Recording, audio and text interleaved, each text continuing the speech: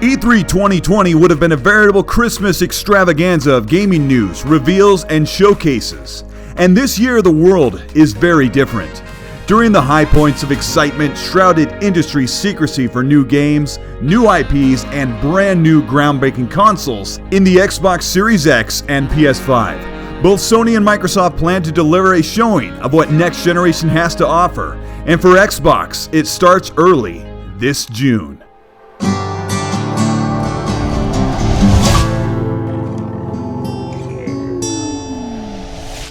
This is Colteastwood. Thank you so much for coming back if you were here last week, and for those that are new, welcome. Today's new video comes from 3 separate sources reporting on what we're hearing behind the scenes for the Xbox event to replace E3 2020. As always, links are in the description if you want to read them yourself, but if you're here to see them for yourself, and if you like this kind of content, hit the like and subscribe to the channel, and let's get into the replacement for E3 2020. The first week in June has always been E3, a coagulated people-packed convention of worldwide reveals for games and new tech, held to usher in the future of gaming for hands-on attendees and millions watching live across the globe. In traditional fashion, Xbox always goes first, and we're hearing that things may change as Xbox wants to showcase on June 9th or June 10th. While PlayStation will finally unveil the PS5 console and games as early as June 4th or 5th.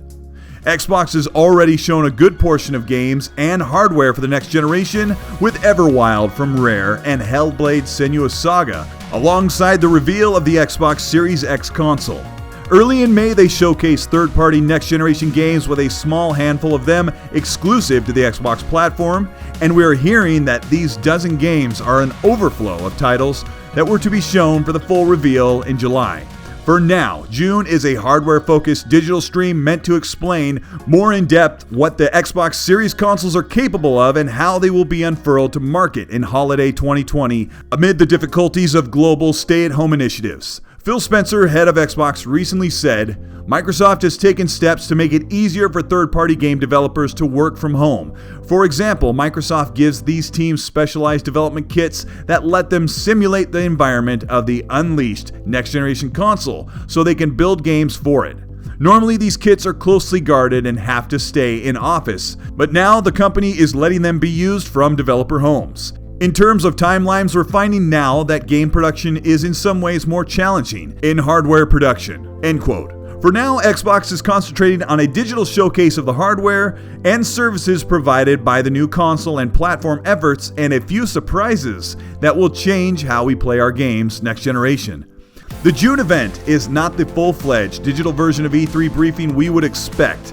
That has been pushed to July with a promise to show dozens of first-party exclusives and partnered games coming to the Xbox Series X. The June event is focused on the Xbox consoles, and here is where we'll see the breakdown of the input and output pipeline of Velocity architecture. This is a custom-designed hardware-software solution of an SSD-based bandwidth data feature that will allow worlds to be created bigger, more fluidly, and keep the player in the game with little to no interruptions, transitioning inside the world. Jason Ronald, the PM of Xbox Hardware, will break down the BC Pack compression system. In simple terms, the method of packing up large amounts of game data and getting them in the playable portions of the game so fast that games feel seamless like never before. Xbox will also likely go into more of the quick resume feature that allows several games to remain open in the background, never having to load an entire game from the main menu. Remembering where you left off, where you paused the game. This feature seems trivial now, but suspending a game to join a friend on another to play in co-op and returning to where you left off in a matter of seconds will become a natural luxury. The next feature likely to be illustrated will be the lead-up to the launch of holiday 2020's xCloud. Right now, the xCloud service is in beta in several regions with over 100 games running on Xbox One S hardware in the server farms across the world. As xCloud readies for public release, it will be playable on phones, console, and PC. When we move to the Xbox Series consoles, Xbox will update the xCloud hardware with Scarlett hardware, meaning you will have full access to next-generation features, visuals, and performance. xCloud won't be loaded with 12 teraflops of monster Xbox Series X hardware. Because that leads us into the real reason that Xbox is hosting this June event. The Xbox Series X, as revealed in December of 2019 at the Game Awards, is the most powerful console, but not the only console. Microsoft has been hiding a smaller, more affordable, next-generation Xbox codenamed Lockhart, possibly dubbed the Xbox Series S, to follow the X and S naming convention of Xbox models going forward. Think of a Honda Civic DX and EX. The Xbox Series S is a 4 teraflop Zen 2 and Navi based console with enough graphics power to run games at above 1080p at 60 to 120 FPS with hardware accelerated ray tracing and 3D acoustic audio. The Series S is likely a diskless console targeted to around $300 to compete with Sony's PS5 in price, and to target the blossoming casual market which makes up some 80% of gaming fans across the world.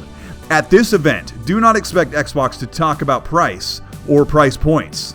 They will have the challenge of framing the Xbox Series S as an affordable option to get into next generation.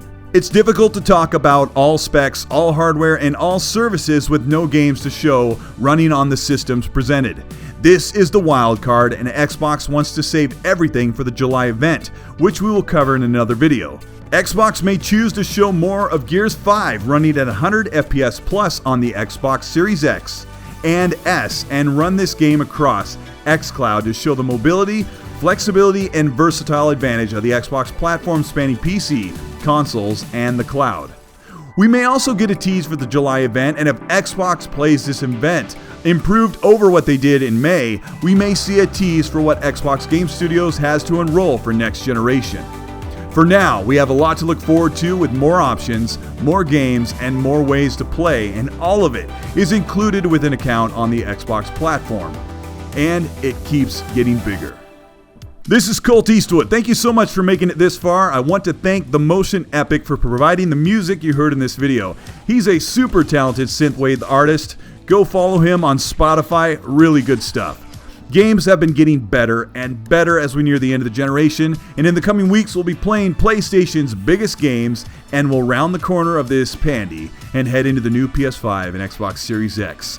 If you enjoyed this video and learned a couple of things, let me know by liking and subscribing to the channel. Add me on Xbox Live and Twitter at Colteastwood if you want to discuss anything in this video. For those that want to support the channel via Patreon or joining the channel, we just had a giveaway this week. You'll find the details in the description, and I hope to see you there. Have a great week. I'll talk to you for now in the comment section. Be safe out there, be constructive, and please, be nice.